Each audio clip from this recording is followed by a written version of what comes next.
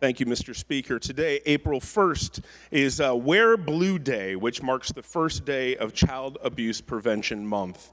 And as many of you guys know, before joining the House, I worked with an organization who helped minors who've been rescued from sexual abuse and exploitation. So that experience has driven home for me just how important it is for us to come together in the fight against child abuse.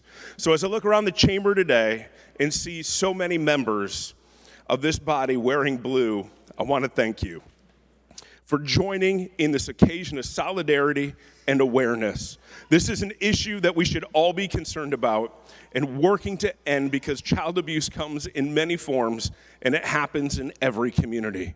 The psychological and emotional scars for victims runs very deep, but hope and healing can be found, especially when we come together as a society to provide the support victims need and help to prevent it in the very first place. So I'd like to take a quick moment and just remind us of some of these signs of child abuse and encourage that we all utilize our social media platforms today, not to just post a picture of us in blue and with the hashtag, which is great, but also remind our constituents of some of the signs of child abuse. Withdrawal from friends or activities, change in behavior such as aggressive, anger, hostility, hyperactivity, or change in school performance, depression, anxiety, unusual fears, or a sudden loss of self-confidence, an apparent lack of supervision, frequent absence from schools, reluctant to leave school activities as if he or she doesn't want to go home, attempted running away,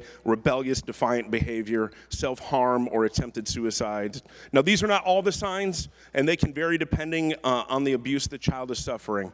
But today, as we wear blue and raise awareness for Child Abuse Prevention Month, let us also remember that we must all remain vigilant in watching for the signs, encouraging our constituents to remain vigilant, and please, if you see something, say something.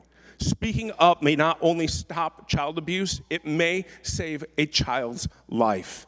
And I'd also like to give a special shout out to James McIntyre and CASA of Cook County for providing us our blue ribbons for today. So thank you, Mr. Speaker.